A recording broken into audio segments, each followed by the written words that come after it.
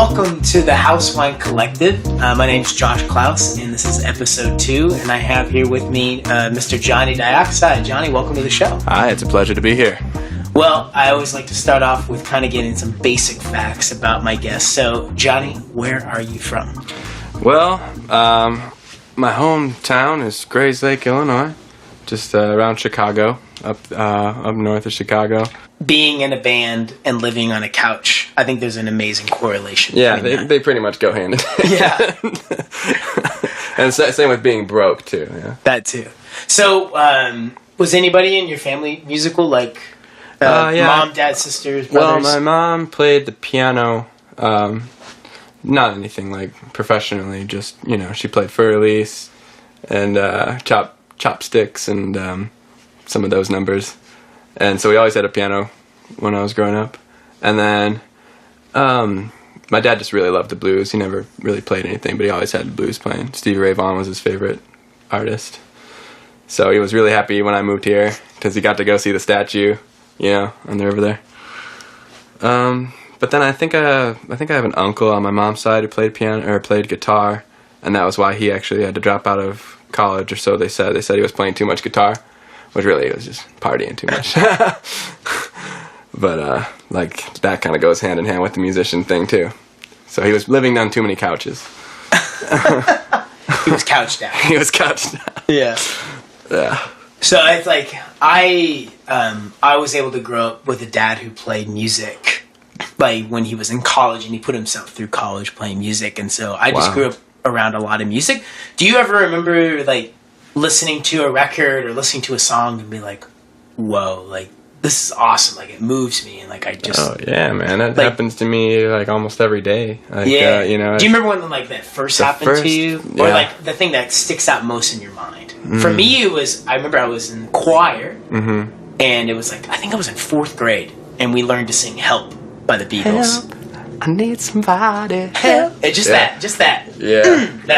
that punch. I was like, this is so good. I love this. Yeah. And that was, for me, I didn't know if you remember anything like that for you. I think actually the first song that I really remember falling in love with was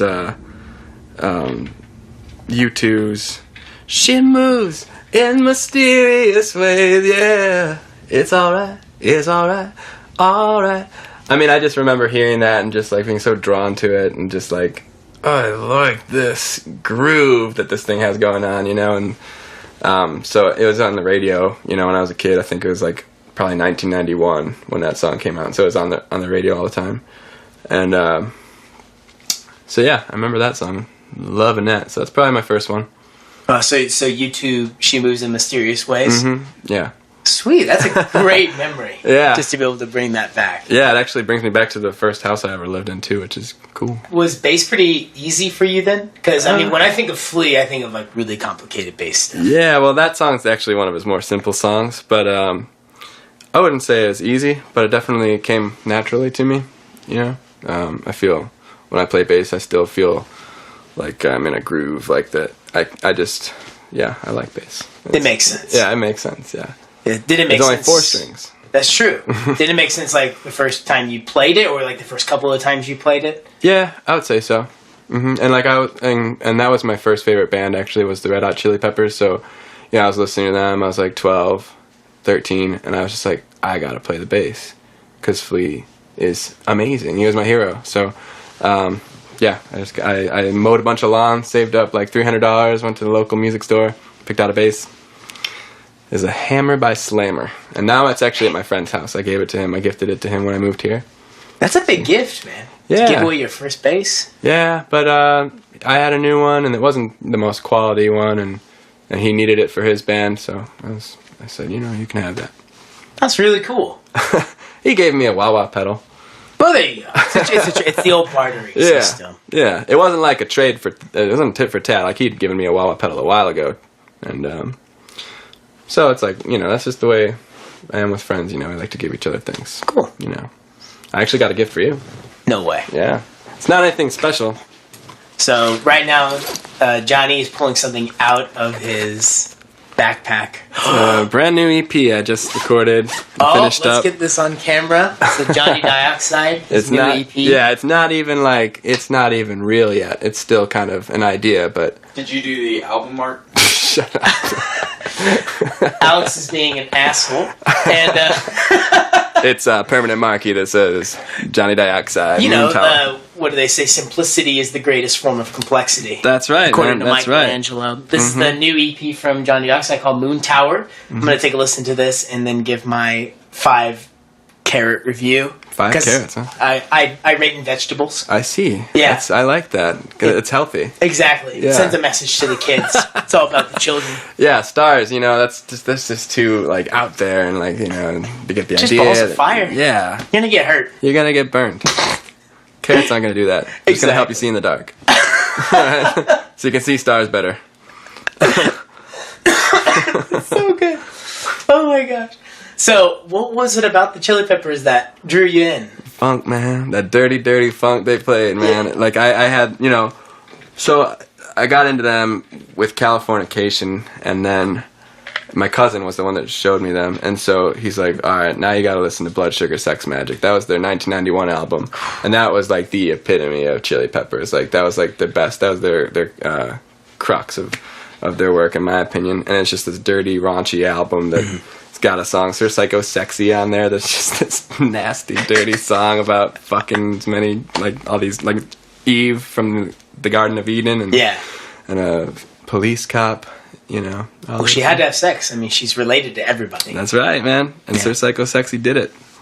That's so funny because that's actually the same year that you listened to the U2. Yeah, and so maybe I am just throwing that number. The 1991 is definitely the year the Blood Sugar Sex Magic, but I don't know about Mysterious Ways. Okay, it's possible though. Gotcha. It's probable. I don't want to get quoted on that.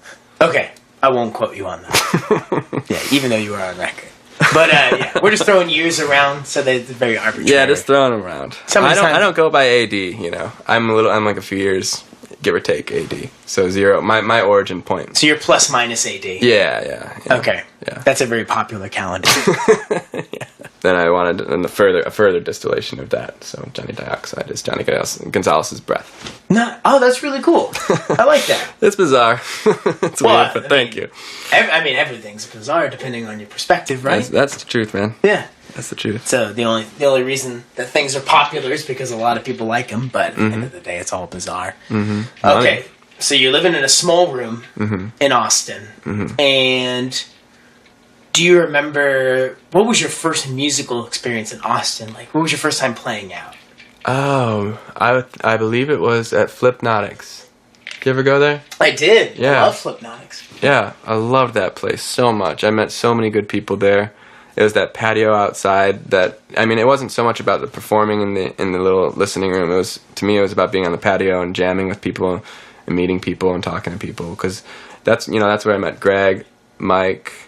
I met quite a few people that go to the open mic at House Wine. I met Camille, Melina, a few others. I just can't think of right now. But yeah, it's just an amazing place. It had a really almost a Twilight charm to it, And they did. I remember I only went there maybe 2 or 3 times, but then they said that they were going to close down. Yeah, the rent dispute. Exactly. Yeah. But it was amazing. It was such a nice little musical gym, and I really loved the fact that it was a listening room, so that you could really focus on what people were presenting. Mm-hmm. Yeah, and it was they were enforcing you to be quiet. It's that is nice. I like that, because when someone's singing their heart out and everyone's just talking about work, talking about who they hate, who they love, this and that, and you're just there's someone playing their heart out right there in front of you. But it's not important to some people. It's true. Yeah. Did you ever find it I guess when you were growing up, or maybe even when you moved back, to Illinois, was it hard to relate to other people being an artist and being a minimalist? Because, I find that being a musician or just an artist in general, there's so much vulnerability to my personality, because I'm I go out, I pour out my soul, I get to talk to other musicians about it.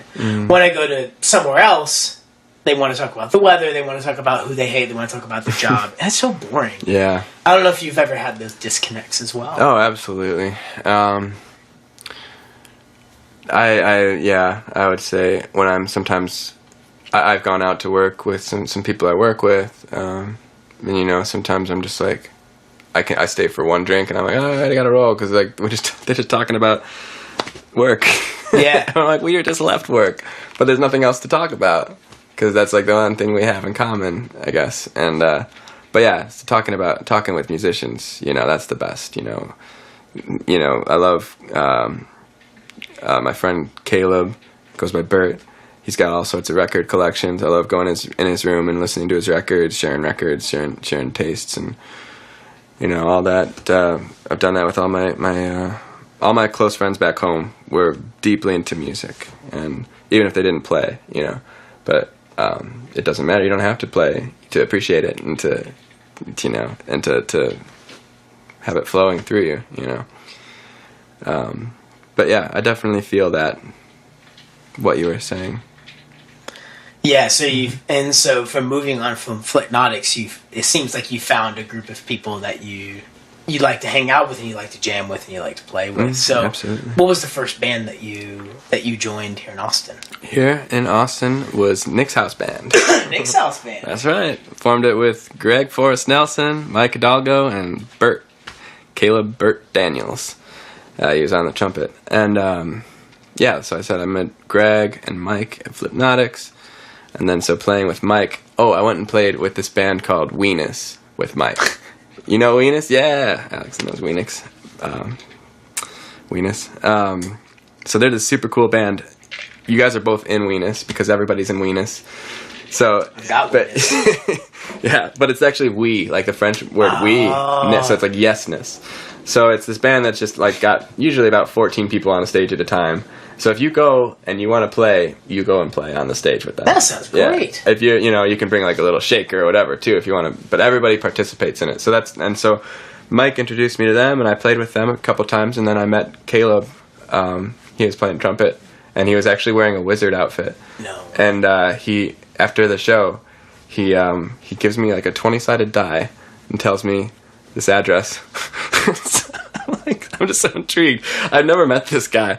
And he tells me this address, and he says they're having a Bilbo Baggins birthday party at his house. And so I'm like, I gotta go. And I get there, and there's this co-op, Rosewood Co-op, and it's like the backyard is like sectioned off with these rope lights, and it's like for one song it's a sword fight, and then after that it's a dance party, and then it's another sword fight. And when I get there, Caleb's actually now he's wearing like a woman's dress, and this girl is wearing his wizard outfit, and I'm not even sure that it's him. I was talking to the wizard, and I was thinking it was Caleb, but his voice was way too high.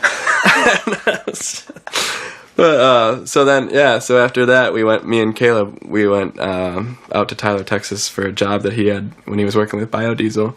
And we stayed the night at a hotel and just became really, really close. And yeah, we formed a band and we practiced at Rosewood all the time. And that was like our hub because it was like 14 people living there. And so we would have shows and it would be like almost guaranteed that those people would come. So like they would bring a party and it would be a dance party and like other people would get involved. And so that band really was took off really quick. And it was like honestly the first experience that I've ever had with like a somewhat successful band. So nice. It was really fun. It was fun while it lasted. Well, man, I so appreciate you coming on and just sharing your story. Yeah, man, I love talking there. This is great. I'm so happy to have your story recorded forever.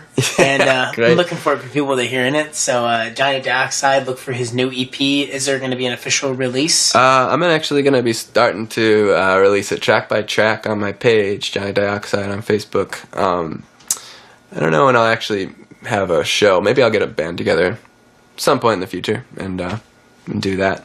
I hope so. Yeah, so check out Johnny Dioxide on Facebook. This has been the House Wine Collective, and thanks for coming on. Yeah, man, thanks for having me.